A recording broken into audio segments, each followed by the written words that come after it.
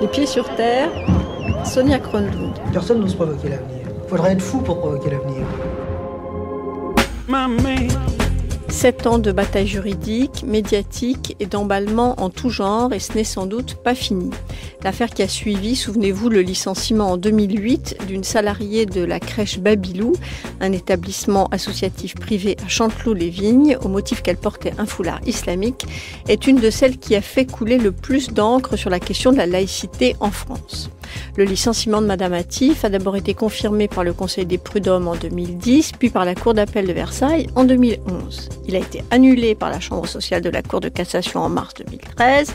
La Cour d'appel de Paris l'a à nouveau confirmé en novembre 2013. Et enfin, le 16 juin 2014, le procureur général a rejeté un nouveau pourvoi devant la Cour de cassation. Entre-temps, la crèche a décidé de fermer avant de rouvrir dans la ville voisine de Conflans-Sainte-Honorine. Entre autres actions publiques, un appel aux dons pour sauver cette crèche a été lancé par Elisabeth Badinter qui voit dans cette affaire un symbole de la laïcité et de la cause des femmes. De nombreuses pétitions, des dizaines de tribunes considèrent au contraire qu'empêcher cette dame qui porte un voile de travailler dans une crèche privée est un nouveau symptôme d'une crispation anti-musulmane.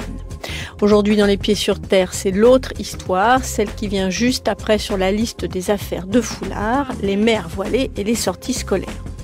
Avant d'écouter ces parentes d'élèves, je rappelle qu'au nom du principe de la laïcité, depuis mars 2012, une circulaire de Luc Chatel recommandait aux autorités de l'éducation nationale, je cite, d'empêcher que les parents d'élèves ou tout autre intervenant manifestent par leur tenue ou leurs propos leurs convictions religieuses, politiques ou philosophiques lorsqu'ils accompagnent les élèves lors des sorties et voyages scolaires.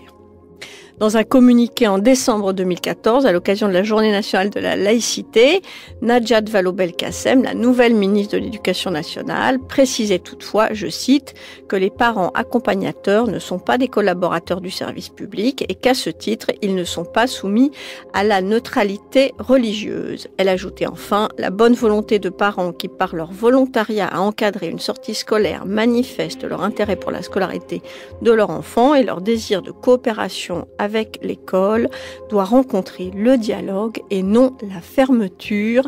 C'est jusqu'à 14h dans Les Pieds sur Terre, un récit de Farida Taher avec des mères voilées qui veulent aller en sortie scolaire. En réalité, on ne sait jamais ce qui se passe, on sait simplement ce qu'on veut qu'il se passe. C'est comme ça que les choses arrivent.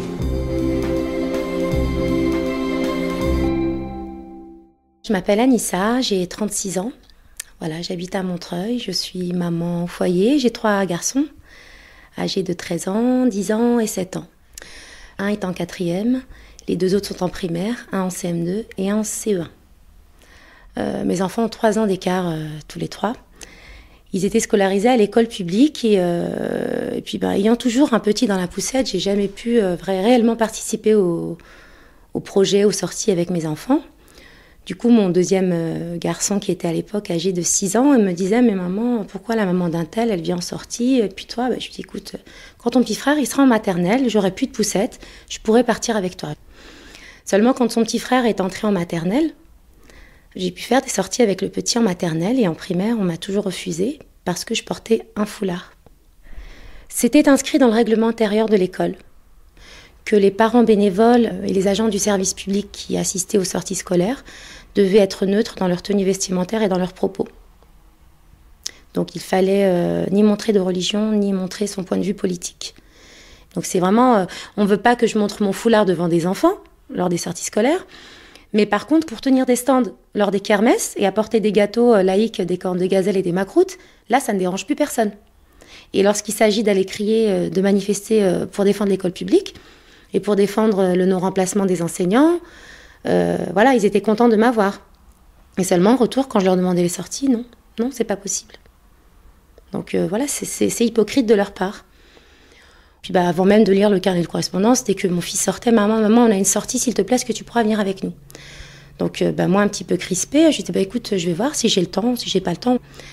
Donc en arrivant en classe, je voyais le mot, je répondais toujours présente, en tout cas. Donc devant mon fils, oui, si vous voulez. On le signait la plupart du temps, ou on ne me répondait pas. sur le carnet. Et quand l'enseignant me voyait, donc il me disait c'est toujours la même chose, c'est marqué dans le règlement, on ne peut pas vous accepter, sinon on est hors la loi. Donc le maître a été clair avec moi. Je lui dis mais oui, mais vous m'interdisez. Il me dit non, je vous interdis pas, madame. Si vous voulez partir en sortie, vous retirez votre foulard à la grille, vous partez en sortie avec nous, et en revenant de l'école, vous remettez votre foulard. Et ce qui était bizarre dans cette école, c'est que le voile ne passait pas, mais la croix passait pour les parents accompagnateurs. Donc voilà, essayer d'expliquer aux enfants pourquoi on ne peut pas participer, pourquoi la maman d'un tel peut, pourquoi sa maman à lui ne peut pas. On leur a montré qu'ils n'étaient pas égaux aux autres. Ça, je trouve ça dommage dans l'école de la République de montrer ça aux enfants. On est censé quand même leur montrer que tout le monde est différent, mais qu'en fin de compte, on est tous pareils. Et qu'il faut accepter les différences, qu'il faut accepter l'autre parce qu'il n'a pas la même religion que nous, que l'autre parce qu'il n'a pas la même couleur que nous, qu'il n'a pas les mêmes origines. Puis là, on leur a montré le contraire.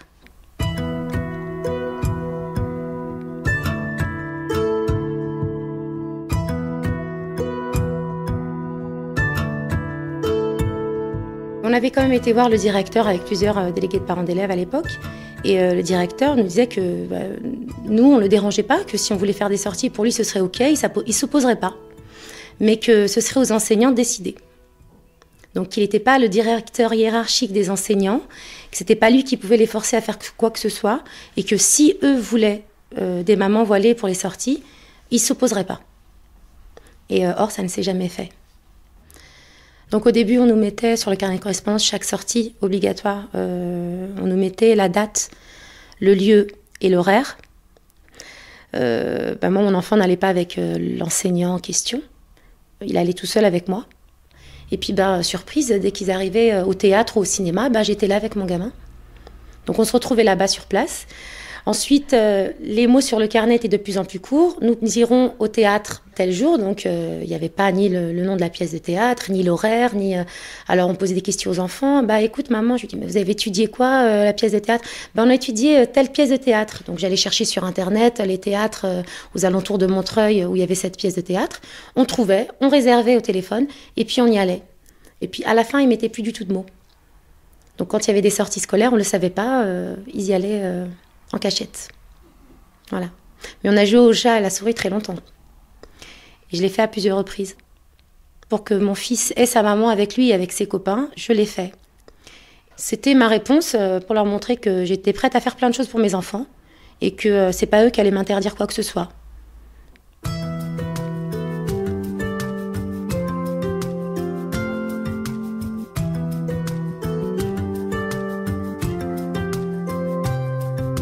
Moi, personnellement, j'en ai été malade.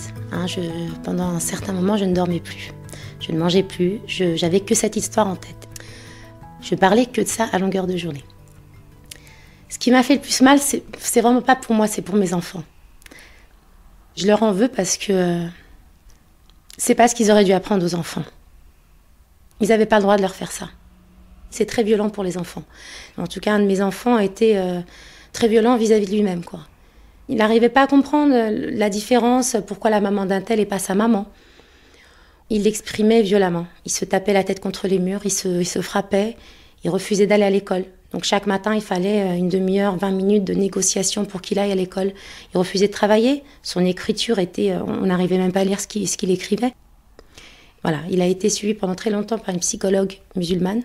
Parce qu'une fois de plus, je ne voulais pas être jugée par qui que ce soit. Donc j'ai préféré aller jusqu'à Paris 13e voir une psychologue musulmane. Là, heureusement, on est en train de sortir de tout ça. Bon, heureusement, mon dernier n'a pas été touché par ça. Mais quelque part, ils ont essayé de les détruire. Moi, ce qui me fait peur à l'heure actuelle, c'est que, dans quelques années, est-ce qu'ils vont s'en rappeler de ça ? Est-ce qu'en grandissant, mes enfants, est-ce que ça ne va pas ressortir ? Et est-ce que ça ne va pas engendrer en eux de la haine de l'autre, de la haine ? Parce qu'à un moment, mon fils me disait, mais de toute façon, c'est tous des racistes, hein, les maîtres, c'est tous des racistes. Et moi, je ne veux pas que mes enfants engendrent la haine.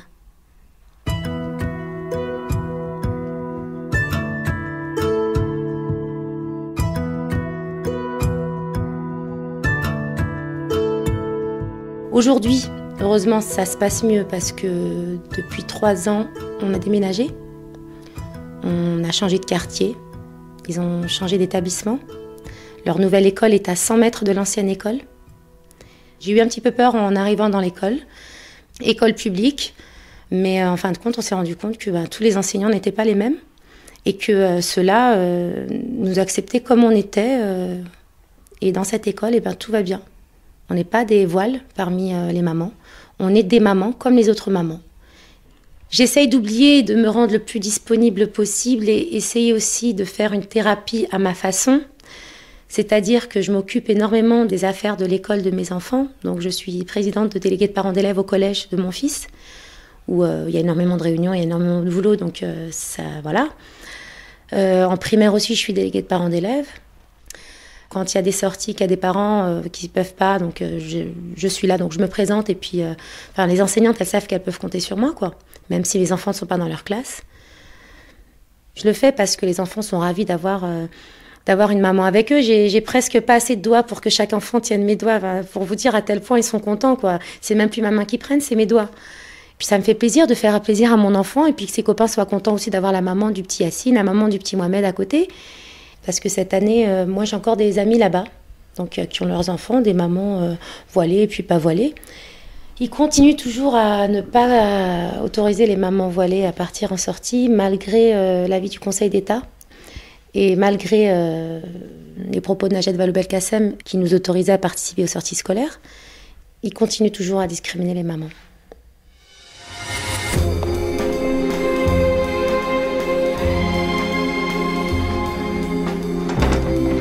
France Culture, les pieds sur terre. Je m'appelle Karima, je suis maman de 7 enfants et j'ai 36 ans. C'est d'année en année pratiquement, mais voulu et désiré. Donc la plus grande a 11 ans et demi et le petit dernier a 21 mois. Donc moi j'en ai que 3 d'enfants, à 40 ans. Et j'ai mon fils qui a 5 ans aujourd'hui, qui a le même âge qu'un des garçons de Karima, puisqu'on a accouché à peu près à la même période.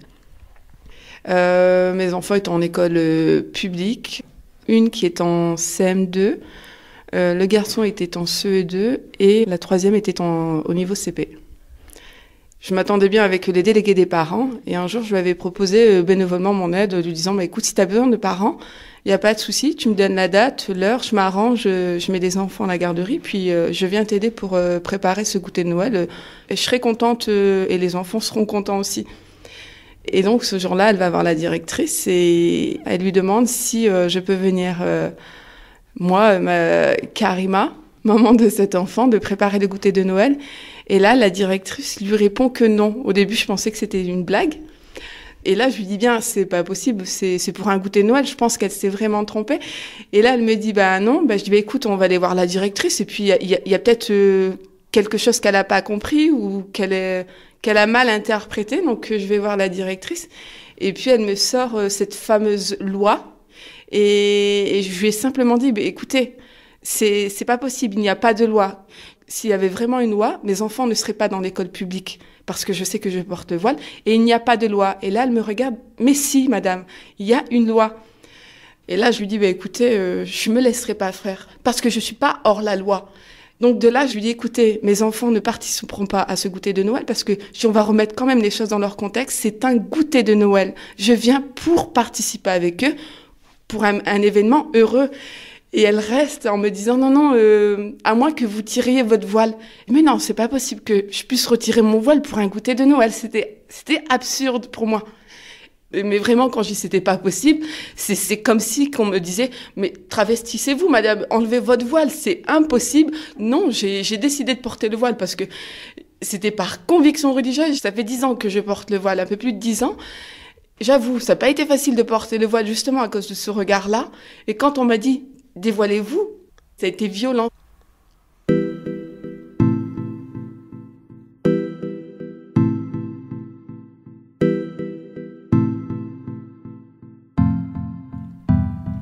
Donc le goûter de Noël, comment ça se passe concrètement? C'est les parents qui font des gâteaux. Il y a un sapin de Noël dans le hall de l'établissement qui est décoré soit par les enseignants, soit par les parents qui sont bénévoles. Donc moi, je suis dans une autre école par rapport à Karima. Toutes les mamans participent. Moi, j'ai toujours participé. Ma fille aînée a 11 ans. J'ai toujours participé au kermesse ou au goûter de Noël. Donc participer, ça veut dire tous les soirs aller à l'école, décorer, nettoyer, ramasser. Le jour même, c'est venir de bonne heure, mettre en place et passer un super moment avec les enfants. Donc moi, voilée, maman voilée, je mets même un chapeau de Père Noël sur mon voile. Et sur mes rues, il n'y a jamais eu de problème, il y a toujours eu un vivre ensemble, depuis toujours. Moi, j'ai jamais connu de discrimination ou de racisme. Ma mère amenait des gâteaux à l'époque avec son foulard, avec sa djellaba. Et elle amenait des gâteaux à chaque kermesse, à chaque goûter de Noël. Elle participait, il n'y a jamais eu de soucis. C'est arrivé cette année, 2013, qui a été pour nous une année noire pour les mamans de mes rues.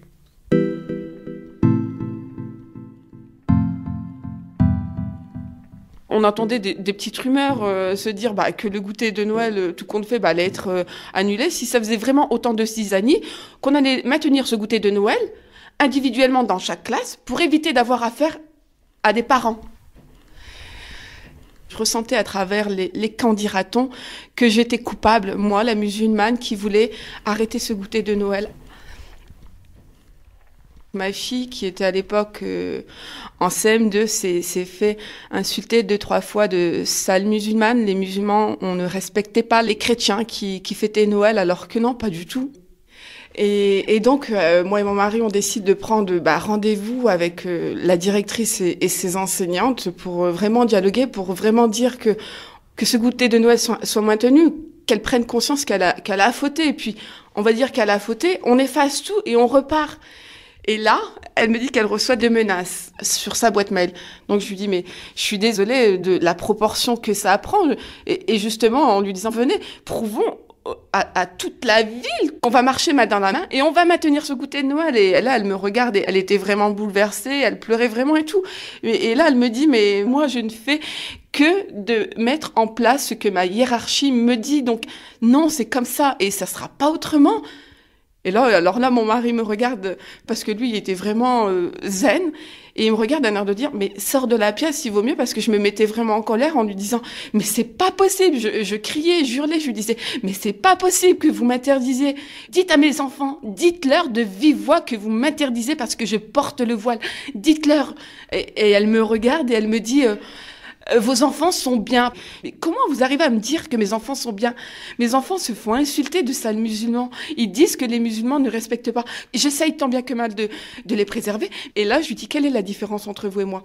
On a porté toutes les deux. On a souffert toutes les deux pour l'accouchement. Comment vous osez me dire à moi que je suis pas une maman à part entière en me refusant de participer?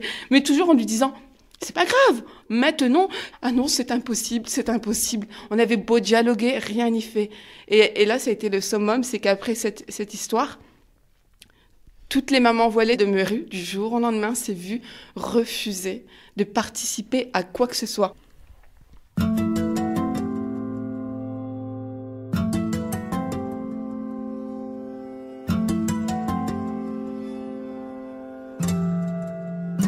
Vu qu'ils ne voulaient pas de nous aux accompagnements sorties scolaires, on s'est dit qu'ils ne voulaient pas de nous non plus avec nos petits gâteaux de bienvenue, avec notre voile. Donc on avait décidé de boycotter. Imaginez-vous l'ambiance, hein. On l'a pas fait ça de gaieté de cœur, encore une fois. Mais on n'avait que ce moyen-là pour essayer de mettre une pression en se disant que c'est vraiment de la bêtise humaine qui s'était passée à ce moment-là. On a essayé aussi, en tant que maman, on a essayé de maintenir le dialogue. Alors, quand l'interdiction s'est généralisée sur la ville, donc forcément, j'ai été moi-même concernée. Je devais accompagner au cinéma de Noël le 17 décembre. La veille, la maîtresse me disait que c'était bon. Le matin même, elle me refusait puisque la note, elle était tombée entre-temps. Et donc, ce matin-là, je vais voir le directeur, je lui dis voilà, la maîtresse me dit que je ne peux pas accompagner, je comprends pas pourquoi. Il me dit ben voilà, ce qui s'est passé, c'est qu'on a reçu une note et ça s'est généralisé sur la ville et donc vous ne pouvez pas accompagner. Je dis d'accord, ok, donc je vais chercher mon fils, il avait 4 ans à l'époque, je dis vous lui dites que je ne peux pas accompagner. Moi, je ne peux pas lui dire. Parce qu'en plus, il était tout content. Maman, elle va venir avec moi au cinéma, etc. Donc lui, il s'est décomposé, le directeur. Il avait limite les larmes aux yeux. Dans mon école, on a une minorité de femmes voilées, une majorité de non-musulmans. Quand ils m'ont vu pleurer, ils sont tous venus me voir. Mais qu'est-ce qui t'arrive? Beaucoup de parents d'élèves. Ben voilà, on me dit que j'ai pas le droit d'accompagner. Donc en solidarité, ils sont tous venus. Ils sont tous allés voir le directeur en disant que c'était inadmissible. Que, surtout vis-à-vis de moi qui me connais connaissait bien par rapport à ce que je faisais pour cette école. Je suis une maman qui est parent d'élèves depuis 4 ans dans cette école. Donc je m'investis beaucoup, je fais tous les conseils d'école. Quand il y a des démarches à faire, je suis là, je suis présente. Et ils lui ont demandé de faire quelque chose, de prendre le téléphone, d'appeler l'inspection académique, de demander à ce que ce soit annulé, parce que c'était juste pas possible, quoi. Et malheureusement, rien n'a été fait. Donc ce matin-là, mon fils n'a pas été à la sortie. J'ai refusé à ce qu'il aille à la sortie, donc je l'ai récupéré avec moi. Sachant qu'en plus, je suis salariée, j'avais pris ma matinée auprès de mon employeur pour accompagner. Donc j'ai gardé mon fils avec moi et je l'ai mis l'après-midi.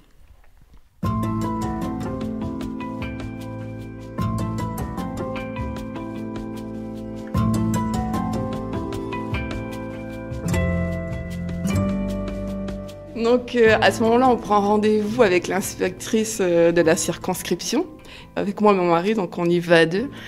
Et ça a été fort en émotion. Je pense qu'on a passé plus d'1 heure dans son bureau, mais 1 heure à pleurer, et que les gens ne comprenaient pas pourquoi ça nous mettait dans de tels états, parce qu'on ne dormait plus de la nuit. Faut vraiment penser qu'on dormait plus de la nuit, parce que pour nous, c'était vraiment violent de nous refuser.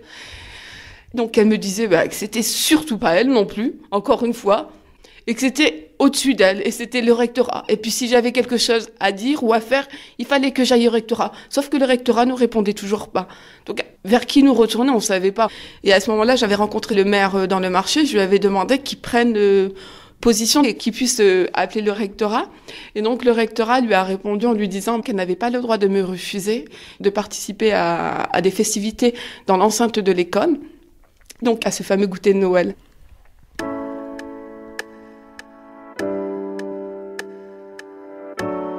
Monsieur Roy, donc l'ancien directeur d'académie, a émis une note administrative qui a été distribuée au directeur d'école, où il a clairement mis « Les mamans peuvent participer à tout ce qui est kermesse, goûter, fête dans l'école, elles sont les bienvenues, donc on peut faire des gâteaux, on peut venir, on peut participer à ce qu'on veut.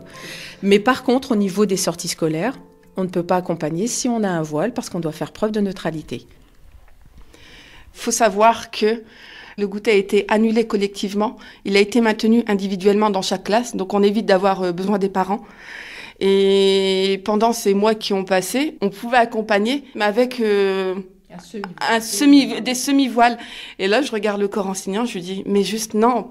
Mais madame, on peut vous accepter. On vous accepte si vous venez avec votre foulard attaché au-dessus de votre tête. On a même entendu des couleurs. Et donc, je la regarde, je lui dis, il n'y a pas de semi-voile, comme il n'y a pas de semi-religion, comme il n'y a pas de semi-liberté. Vous m'acceptez tel que je suis. Moi, je vous accepte tel que vous êtes. Et là, elle me dit, je suis désolée. Je dis, faites bien remonter à l'inspectrice et au rectorat que nous ne sommes pas des semi-mamans aussi, tant qu'à faire. Quelque temps après, peut-être 1 mois et demi après, je reçois un appel de la gendarmerie. Je comprends pas trop pourquoi la gendarmerie. Je me dis, qu'est-ce que j'ai commis? Peut-être que j'ai brûlé un stop et puis je me fais convoquer. Et là, ils me disent, non, vous êtes juste convoqué par rapport à ce qui s'est passé à l'école. Je dis, chouette, peut-être que la gendarmerie, à ce moment-là, elle va vraiment m'aider en disant, écoutez, madame, vous avez vos droits et tout. Donc, il me donne 1 heure. Je dis, je viendrai avec mon mari. Il me dit, non, séparément, vous et votre mari. Là, je me dis, il y a vraiment quelque chose. J'ai vraiment fait quelque chose de grave. Donc j'y vais et là il me dit écoutez, votre directrice a reçu des menaces sur sa boîte mail, est-ce que c'est vous? Là je me dis non, là c'est juste pas possible quoi. Je suis passée de victime à coupable. Et là je regarde le gendarme, je lui dis c'est une blague. On est parti pour une histoire de voile et il me dit dites-moi juste si c'est vous. Comment vous arrivez à me poser ce type de questions? Vous le voyez que c'est pas moi. Je vous dis sincèrement, et si j'avais envie de la traiter comme elle a été insultée, je lui dirais en face à cette directrice. Je passerai pas par un ordinateur. Et je dis, et vous le savez très bien, vous remontez dans vos ordinateurs, vous allez trouver les coupables.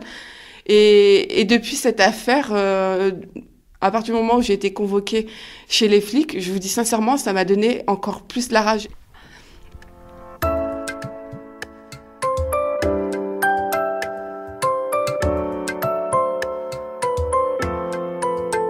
Je viens de parents qui viennent du fin fond de leur montagne, qui sont illettrés, mais ils maîtrisent très bien la langue française.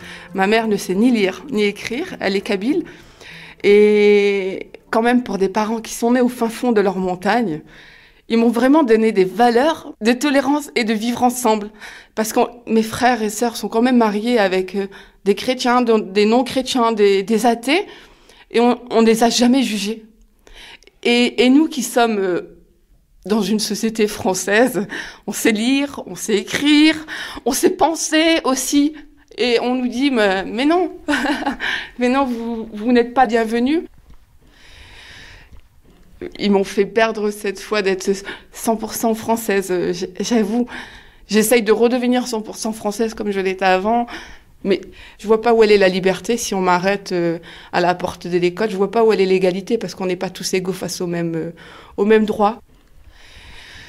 Et je veux savoir, ça heurte qui, le fait qu'on ait le voile? Parce que les enfants ne le voient pas, le voile. C'est vraiment les adultes, c'est eux qui ont un malaise avec ce voile. Moi, je le vois pas. Et je demande à la société, qui ça dérange? Si c'est les enfants, réellement, est-ce que c'est vraiment pour préserver les enfants ou est-ce que c'est pour se préserver eux? Et de quoi?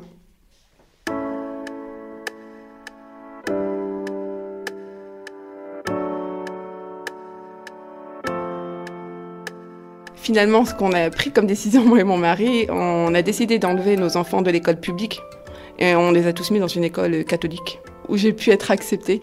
Et je fais toutes les sorties que je peux faire. J'ai l'impression de me rattraper sur toutes les sorties et ça se passe très très bien et on vit très bien ensemble. Il y a vraiment ce vivre ensemble et il y a vraiment cette harmonie au sein de l'école.